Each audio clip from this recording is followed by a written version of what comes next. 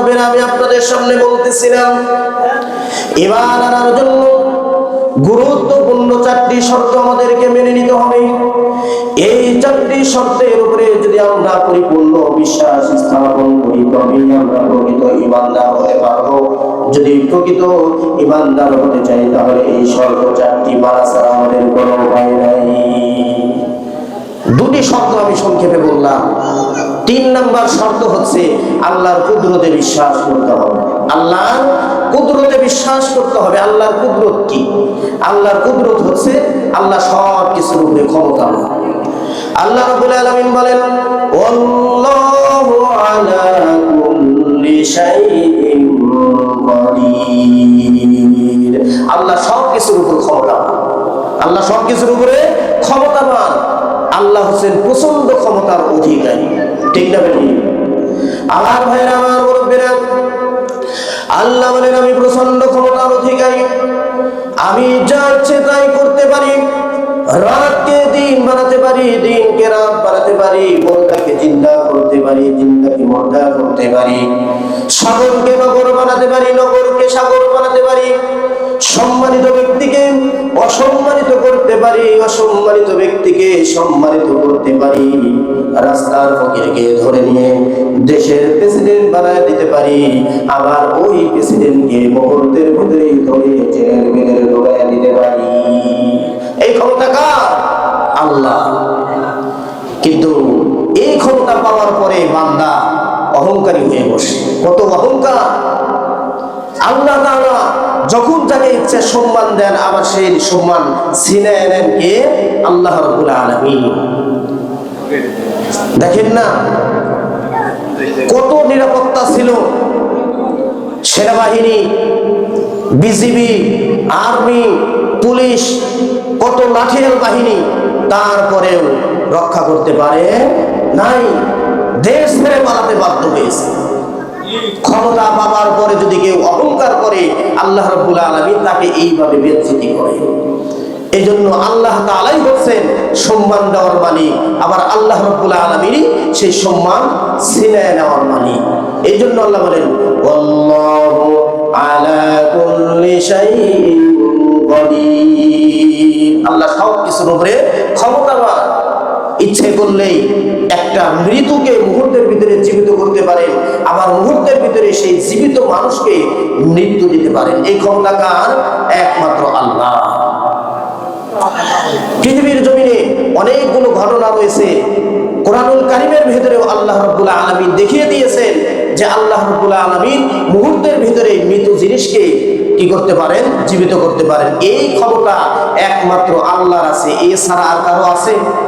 কোন মৃত মানুষ মৃত্যুবরণ করেছে, আগে হোক পরে হোক, তাকে কি দুনিয়ার কোনো মানুষ জীবিত করতে পারবে? দুনিয়ার কোনো বৈজ্ঞানিক, দুনিয়ার কোনো ডাক্তার মরা মানুষকে জীবিত করতে পারবে? পারবে না। কিন্তু আমার আপনার রব এমন ক্ষমতাবান, যিনি দুনিয়ার জমিন থেকেই দেখিয়ে দিয়েছেন যে কিভাবে কাল কিয়ামতের ময়দানে আল্লাহ তাআলা আবার পুনরায় তার মাখলুকদেরকে জীবিত করবে। আমার ভাইয়েরা, আমার মুরব্বিরা, এই ব্যাপারে আল্লাহ রাব্বুল আলামিন বলেন, ওয়া ইয ক্বালা ইব্রাহিমু রাব্বি আরিনি কাইফা তুহয়িল মাউতা। কোরআনুল কারীমের এই আয়াতে আল্লাহ রাব্বুল আলামিন এখানে বর্ণনা করে দিয়েছেন কিভাবে তিনি মৃতকে জীবিত করবেন। একথা হযরত ইব্রাহিম আলাইহিস সালাতু ওয়াস সালাম, নাম শুনেছেন আপনারা? আমাদের জাতির পিতা নাম কি বলেন? হযরত ইব্রাহিম আলাইহিস সালাতু ওয়াস সালাম। তিনি একবার সাগর পারে হাঁটতেছেন। হঠাৎ করে তিনি লক্ষ্য করে দেখেন যে সাগরের উপরে অনেকগুলো গাধা মরে মরে এরকম ভাবে ভেসে ভেসে রয়েছে। অনেকগুলো বিশাল বিশাল বড় বড় মাছ মরে ফুলে সেই পানির উপরে ভাসতেছে। অনেক পুকুরে আমরা দেখি না, পুকুরে যখন কেউ বিষ দেয় অথবা পানি যখন খারাপ হয়ে যায় তখন মাছগুলো মরে মরে ভেসে থাকে। ইব্রাহিম আলাইহিস সালাতু ওয়াস সালাম নদীর পাড়ে হাঁটতেছেন, সাগর পাড়ে হাঁটতেছেন। হঠাৎ করে যখন তিনি দেখতে পেলেন যে এই সাগরের উপরে মাছ ভেসে ভেসে রয়েছে, অনেক গাদা মরে মরে এরকম ভাবে ভেসে ভেসে রয়েছে, তখন তার অন্তরের ভিতরে মৃত জিনিসকে কিভাবে জীবিত করবেন আল্লাহ তাআলা এটা দেখতে চাইলেন। এই জন্য হযরত ইব্রাহিম আলাইহিস সালাতু ওয়াস সালাম বললেন, ওয়াইদ ক্বালা ইব্রাহিম, ইব্রাহিম আলাইহিস সালাতু ওয়াস সালাম বললেন, রব্বি আরিনি কাইফা তুহিল মাউতা, হে আমার রব, আপনি আমাকে দেখান যে কিভাবে আপনি কোন রূপে কোন পদ্ধতিতে কাল কিয়ামতের ময়দানে মৃত জিনিসকে জীবিত করবেন। আমার ভাইরা, আমার মুরব্বিরা, আল্লাহ রাব্বুল আলামিন সঙ্গে সঙ্গে বললেন, ক্বালা আওয়ালাম তুমিন, হে ইব্রাহিম তুমি কি বিশ্বাস করো না আমি আল্লাহ রাব্বুল আলামিন মৃতকে পুনরায় জীবিত করতে পারবো? আল্লাহ নবী হযরত ইব্রাহিম আলাইহিস সালাতু ওয়াস সালাম তখন বললেন, ক্বালা বালা, অবশ্যই আমার এই বিশ্বাস আছে, 100তে 100 বিশ্বাস আছে।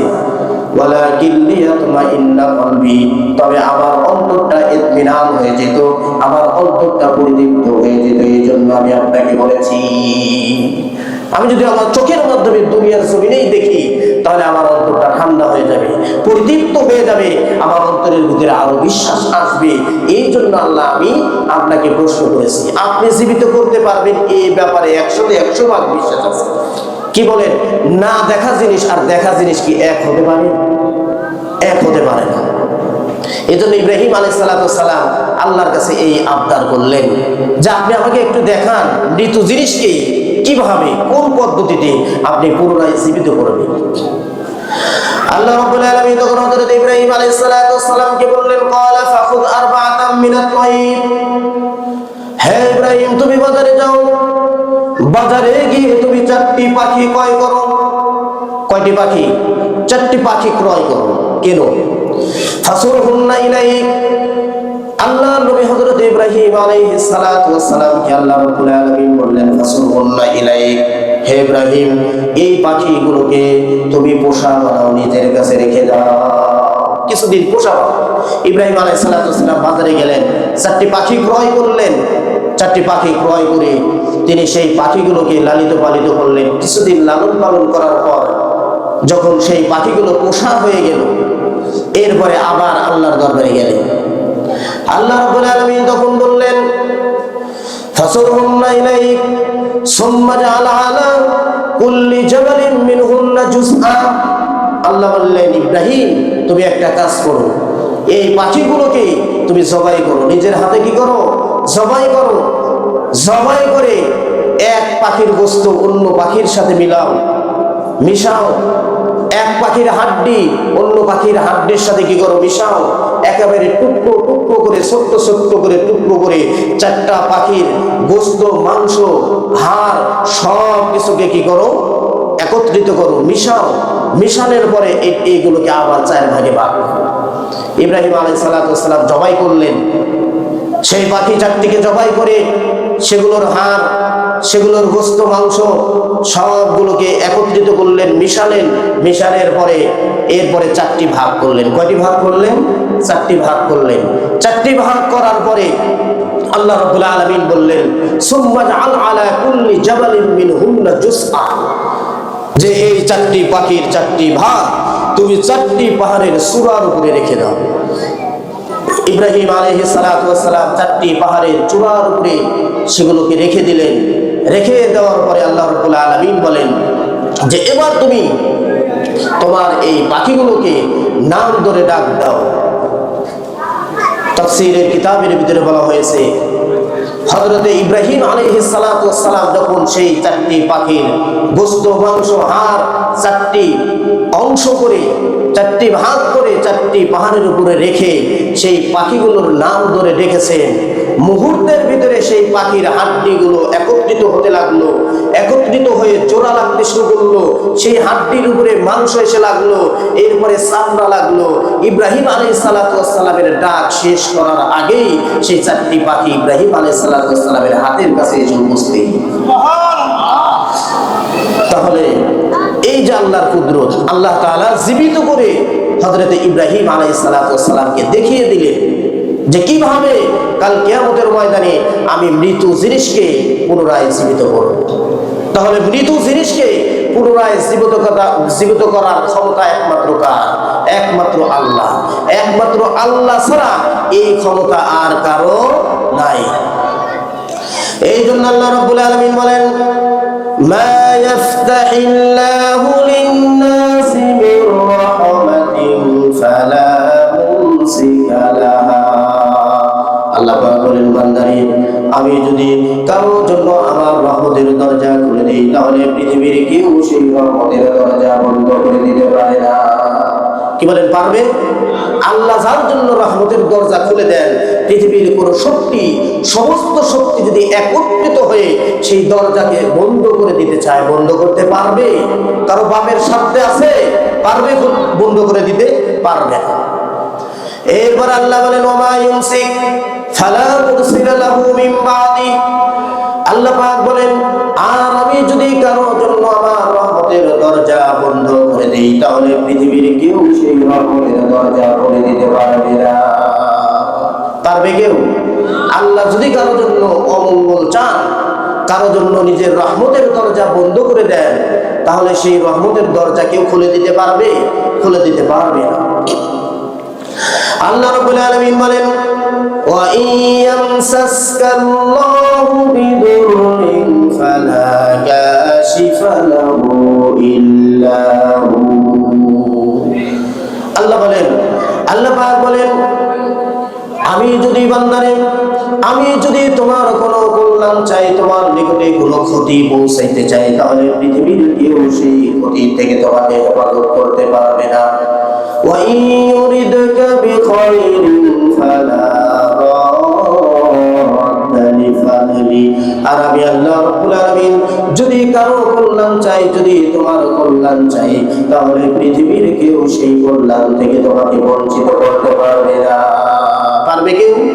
আল্লাহ যদি দুনিয়ার কারো কল্যাণ চান, দুনিয়ার কারো মঙ্গল চান, পৃথিবীর সমস্ত শক্তি একত্রিত হয়েও কি তাকে সেই কল্যাণ থেকে দূরে রাখতে পারবে? তাকে কি বঞ্চিত করতে পারবে? পারবে না। সবকিছুর ক্ষমতা আল্লাহ। আল্লাহ রাব্বুল আলামিন এই ব্যাপারে বলেন, ইয়াহাবু লিমান ইয়াশাউ ইনাসাও ওয়া ইয়াহাবু লিমান ইয়াশাউ যুকুর। আল্লাহ রাব্বুল আলামিন বলেন, আমি আল্লাহ রাব্বুল আলামিন যাকে চাই শুধুমাত্র কন্যা সন্তান দান করি, আবার যাকে ইচ্ছে শুধুমাত্র পুত্র সন্তান দান করি। আও ইউসাউইজুহুম যুকরানা ওয়া ইনাসা, আবার যার জন্য চাই, যাকে ইচ্ছে করি পুত্র সন্তান দান করি, কন্যা সন্তান দান করি। ওয়া ইয়াজআলু মাইয়াশাউ আকিমা, আবার যাকে ইচ্ছে করি সারা জীবনের জন্য বন্দা করে রেখে দেই।